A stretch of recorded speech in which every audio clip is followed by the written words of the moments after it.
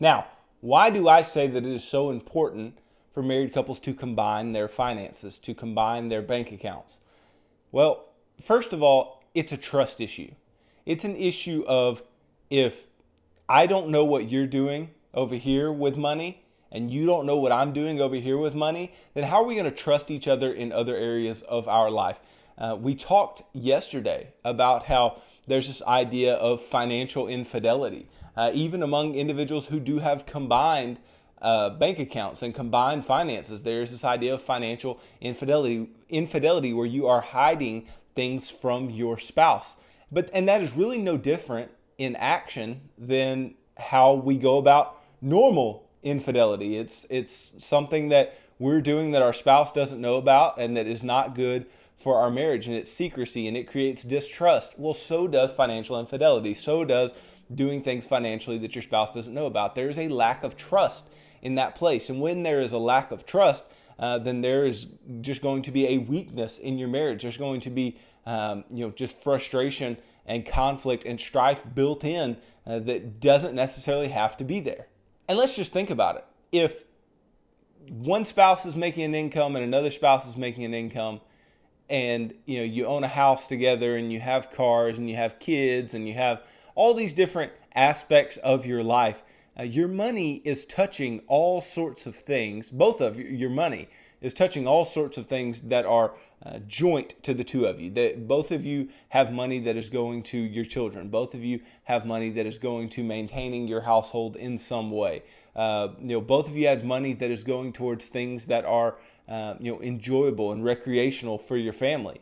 Then why not just put the money in one big pile? It just doesn't make sense if your money is going to uniquely touch all these different things in your life and it's going to on both sides. Then why not just put the money together? That just shows me that one person is not trusting the other person, or there's a lack of trust on both sides. And let us not forget, combining money is just easier. It's easier to have your money together with your spouse.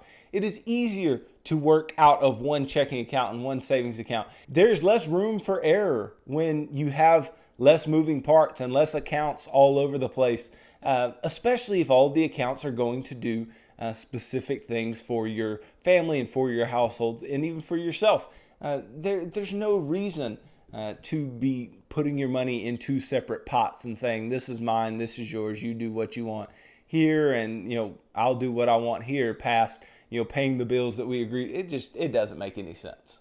Not to mention, let's think about a married couple and they're trying to get somewhere financially, right? They're trying to let's say get to the millionaire mark in their financial life, and let's say they may have some debt and they need to build up some savings. Let's say that there's all these things that they have to do.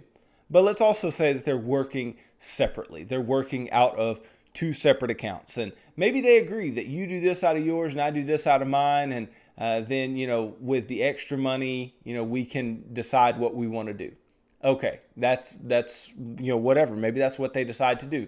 But if they're deciding to do that, then what ends up happening undoubtedly over the long term is that one individual or both, they're going to veer from the straight line path that they're following.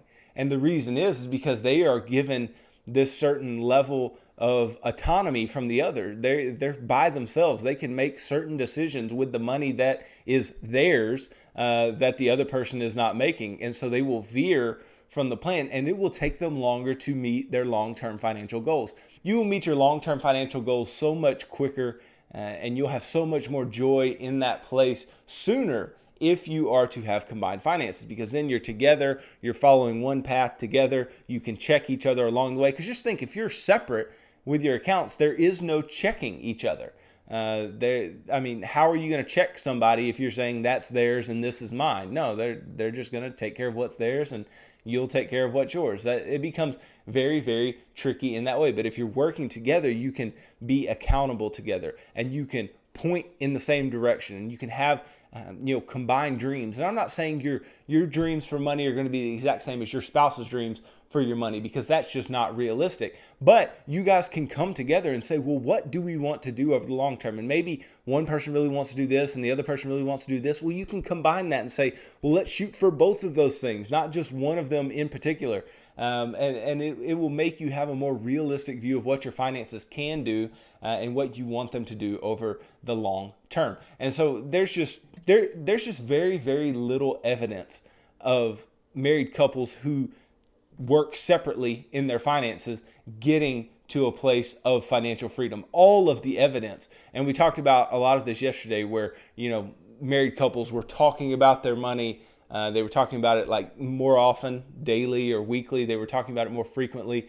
They had less debt. They were working together. All these types of things are what's causing individuals to be successful with their money. And I'm just guessing, if you have two separate bank accounts and you're working separately on your money, because your money goes in here and my money goes in here, then you're probably not going to be as efficient with wanting to talk to the other person about what you're doing with your money, because you're basically saying, simply by having that other account, you're simply saying, by having that account, that you don't trust the other person 100%, first of all, and that it's none of their business what you do with your money. So why would you sit down and talk about it? And so that will turn into a place of strife in the marriage, because we talked about that yesterday. And not only will it turn into a place of strife, it will also make your financial situation weaker. It's just there. It's just in the data. It is true. This is what occurs when individuals are not working together. So I implore you, if you are married